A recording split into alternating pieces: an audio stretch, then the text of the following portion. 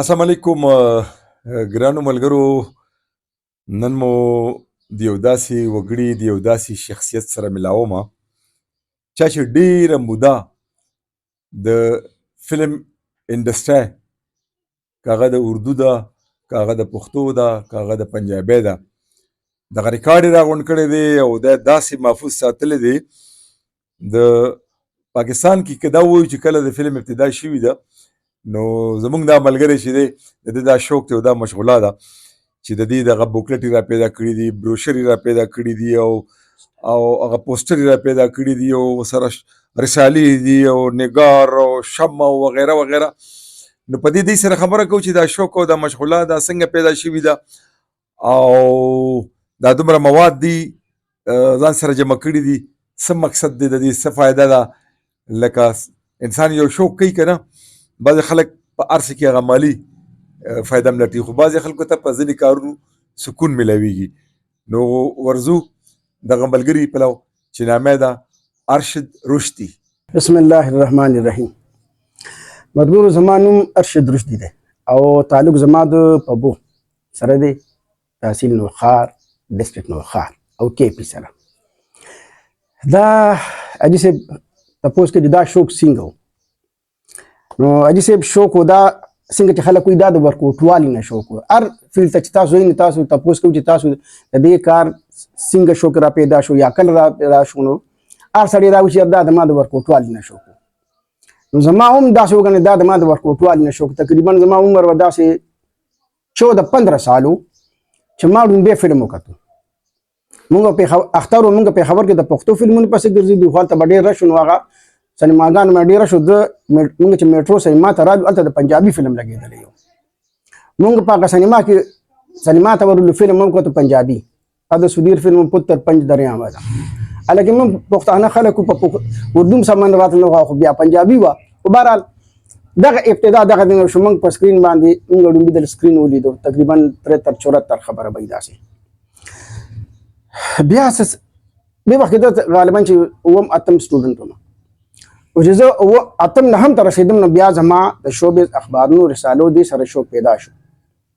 او بیا ما یو تاسو یقین وکړئ چې د کراچۍ نه به اخبارونه په بو ته راتلل، جنګ به راتلو، امن به راتلو، نوی وخت به راتلو، د دې فلم ایډیشن به راتلي ټول سره. ابه ما شته هغه دی نو بیا رومان رسالې وي، نور داسې رسالې وي. دې دوران کې د لاهور نه ممتاز رساله یو وته، هغې کې زموږ هغې کې شرکت شروع شوی، بس هغې نه بیا شوق پیدا شو. هغه او تاسو یقین وکړئ چې A to Z د الف نه تر یې پورې یو شی ما سره محفوظ دی. دا چې تاسو رقم د کیمرې په سترګه ګوري دا صرف 1% دی، باقي زما نور ډېر لوی ریکارډ دی. نو لکه اوس دلته چې د کراچۍ نه اخبارونه راتلل، بیا موږ د راغوستل بعد شیدونه به بند شو. مونږ بیا یو یار دوست مې یاره موږ ته د لاهور کې دا شی پیدا کړه، کراچۍ کې دا شی پیدا کړه. دا بیا موږ په پیسو اخیستل شروع کړو. دې کې نګار اخبار دی، دې کې رنګ روپ اخبار دی، چې کوم اخبار راغلی دی که نه شوبز اخبار راغلی تقریبا د 20-25 سالو دی، هغه پېښور ته رارسېدلی دی، هغه ما سره شته، هغه محفوظ دی. د فلمونو ریکارډ دی. د فلمونو بیا دا رسالې ممتاز به وه، مصور به وه، رومان به وه، دا ټولې څه چې دي ما سره ما محفوظ ساتلي دي. یو خزانه ده، یو زنبیل دی. یو تاسو څه محسوسوئ د دې تاسو دا راغونډوئ او د دې دا جمع کول او محفوظ ساتل دا شاته څه دي؟ شوق دی، ذهني اطمینان دی. باقي که زه تاسو د دې فاینانشل ما ته 1 روپۍ هم فایده نشته، صرف د ډېر اطمینان دپاره، شوق دپاره چېرې دا شی دا بوکلیټ ما سره شته. دا بوکلیټ دي د پښتو. دا داسې و چې زموږ یو ډېر ښه ملګری و، هغه د پښتو ډایرکټري چاپ کړه د پښتو د فلمونو حوالې سره. هغه چې ما کتو نو هغې کې ما ته څه ډېرې کمې ښکاره شو. نو ما چې دا کمې دا به څنګه برابرېږي، څنګه ټیک کړو موږ دا. یو خو دا ده چې د دې حال دا چې تا به کله به چې تاسو سینما ته تلئ که نه، نو سکرین باندې به دا ټول ډیټیل تاسو ته میلاوېدو، خو هغه نوټ کول هغې نه ګران و. بل حل د دې دا چې لکه دا بوکلیټ دی د زندان فلم، نو دې کې په کوم سکرین باندې چې کوم تا ته ډیټیل نومونه ښیي که نه، هغه داسې دي، دا ټول دی. ټیک شو. دې کې دا کیسه وي، دا غانې وي، دا پوره ډیټیل وي، کاسټ کریډټ ټول هر څه وي.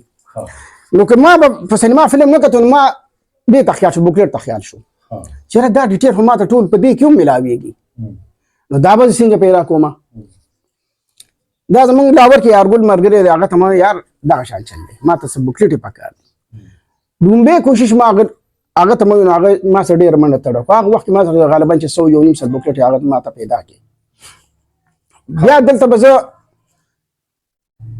ما ته دومره اندازه وشو چې بغیر د دې نه دا شی ریکارډ ته نشم محفوظ کولی.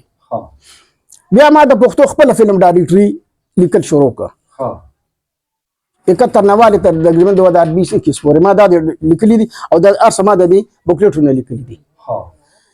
دې دپاره لکه خدای شته ما ډېر سټرګل وکړی، یوازې یارګل زه د هغه نوم ځکه ډومبی علم چې هغه ما سره ډېر ډومبی مدد وکړو. بیا زمونږ کراچۍ کې څه ملګري وو، لکه دا ټول ما یې نه په پیسو راغوستي دي، یو بوکلیټ دا په سلونو بوکلیټ دي، ما ته خو د دې لکه 1 روپۍ هم فایده نه. داسې وجي مونږ دې کور ته دا چې اوس مونږ کوم دی که نه 2006 کې راغلو، مونږ چې کوم جوړ کړو هغې کې ما لکه داسې مونږ سیړی وې هغې د پاسه ګودام، نو بس ما بهر څه ګودام ته ورمیشته، بس هغه اوچت و او مونږ چې کوم ځای کې نو هلته د سیلاب راتلو څه امکان نه و، ډېر ښایسته ځای. دلته راغلو، دلته هم هر څه دي، ما دویمه کمره ده، دا مالته بره پراته دي او پوره کمره ډکه ده. نو الحمدلله دا سیف دي، د سیلاب دغه سیاره نشته. ارشد رشدي صاحب دا راته وایي چې تاسو دومره مواد راغونډ کړي دي که نه، نو تاسو دې باندې یو کتاب ولې نه لیکئ؟ نو دا کتاب خو ډېرو ملګرو مشوره راکړه، خو زه چې دا لکه دا بوکلیټ دي که نه دي، نو دا د دې یو نچوړ ما داسې راکړي، ما د پښتو فلم ډایرکټري جوړه کړې ده خپله، د دې نچوړ دی هغه، که ما سره دا نه وي نو هغې نه ما ډیټیل هغې ته شته. دا الفابیټیکلي ما یو خپل دغه جوړ کړو ډیټیل، چې الف نه کوم فلمونه جوړ شوي دي، الف نه ترې پورې خپل یو کاپي غوندې ما جوړه کړې ده. لکه دا اوس الف دا الف ته فرض کا اور ادم خان درخانه اور بل ارمان احسان، دا الفابیټیکلی داسې که نه رسم دا جوړ کړي، داسې بې بادر خان بادر شهباز وغیره وغیره، دا د باډي ګارډ اخري بدماشي د خیال کول او داسې نه دا پیره او داسې زور پاتې، دا ټول داسې. نو زه چې د پښتو فلم ګورم که نه ما ته اسان وي. تاسو سره دا دومره مواد چې پراته دي، په دې خو ښه یو زهیم غټ کتاب چاپ کېږي. بالکل. یو خو دا ده چې دا د اردو لکه دغه ما ته صحیح نشم لیکلی که نه، لکه دا د انکو دی کیسه خاني ده، یو فلم جوړ شوی دی، دا کیسه خاني ده، د بروشر لږ را مخامخ ده.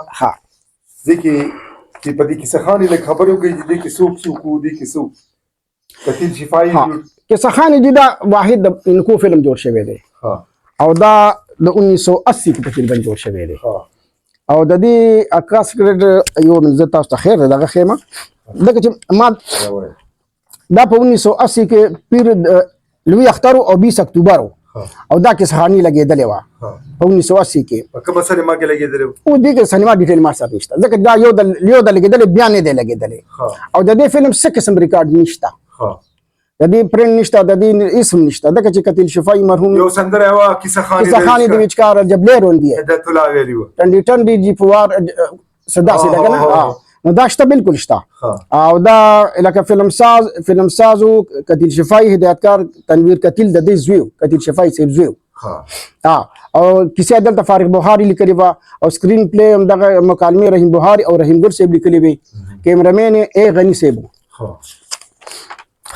موسیقي عنایت حضروي وه او شاعران هغه وخت کې کتیل شفایي حاطر غزنوي او چونکه د دې فلم نور ریکارډ نشته، صرف کاست سلطان راهي، یاسمین خانو، رنګیلا، تالشو، همایون قریشو، وحیدا خانو، جلالو، آصف خان، صابر وسیم، رجنی یو ډانسره وه، وحیدا ګل وه، عشرت چودھری وه، آغا کریمو، صدیقي، جعفري، اقبال بخاري، شیراز، زوبیا، قاضي مقیم، کبی خان او شوکت خټک. تاسو خدای خوشحاله کړه، خدای عزت وکړه، تاسو دومره تکلیف وو. دا چې کوم ریکارډ دی زه دا دعوی سره ویلی شم، خدای دې لویه کې نه راولي. بهرحال یو خبره کولی شم چې زمونږ په صوبه کې به دومره ریکارډ د شوبز حوالې سره چا سره نه دا زه ویلی شم، که اردو دا که پښتو دا که پنجابي دا، پسونو کتابونه، پسونو بوکلیټې، دا صرف د پښتو بوکلیټې دي، د اردو بیلې دي، پنجابي بیلې دي، چې څه مال په ګوتو راغلي دي څه قسم رسالې څه قسم اخبار اما سیف کړي دي ستاسو خبر بېشکه دا ټیک ده چې دا د یو کس کار نه دی خو دلته داسې څوک اداره نشته سرکاري چې هغه دا محفوظ کړي دغه د هر شی تاسو انفرادي طور ځان سره محفوظ کو خده کني نو د حکومت نه یا د سرکاري ادارې تاسو دا تمه نشئ کولی چې ما څومره محنت سره دا سیف کړي دي او ته ولا ورکې بېشکه کلچر ډپارټمنټ دی بل دی ته بیا ولا ورکې خو سبا به یې سره دا شیزونه نه ای به حفاظت ونه کړی شي. ارشد روسي صاحب تاسو ډېره مننه چې موږ ته مو وخت راکړو او کتونکو دپاره د ګټور معلومات تاسو شریک کړي. ډېره مهرباني.